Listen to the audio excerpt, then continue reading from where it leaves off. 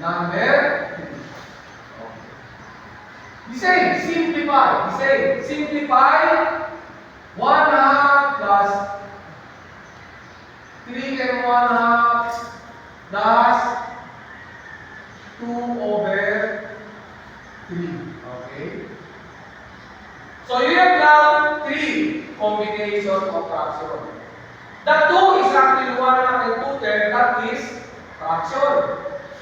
Proper. The center one is, ang tawag niyan ay mixed number. When you say mixed number, it is a whole number and a fraction. What will you do with that? You change that into fraction, proper or improper. So 1/2 plus, how do you change? You just multiply 2 times 3 times 2 times 3 plus 1. 2 times 3, 6 plus 1, 7. So remain lang si 2. Get that? So 3 is 7/2. How? Mixed number 2 times 3 plus 1, 7, remain ang 2. Okay?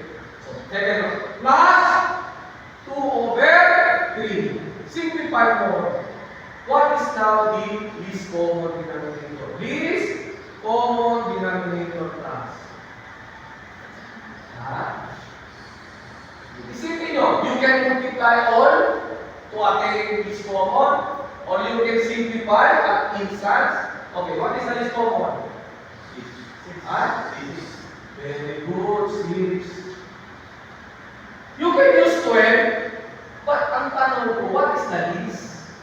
Ang ibig sabihin, pinakamababang value that can be used to simplify the 3 terms. Okay? So 6 divided by 2, 3 times 1, 3 plus 6 divided by 2, 3 times 7, 3 times 7.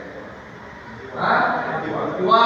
Plus 6 divided by 3, 2 times 2, 4. Okay?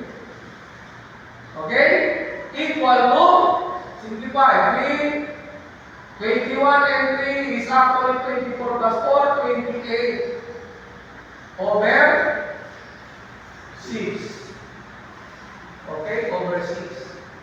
You can reduce, diba, 28? Tama? You can reduce by 2. You can reduce by 2. Reduce by 2. So it is also equal to 14 over 3. Okay? Pwede?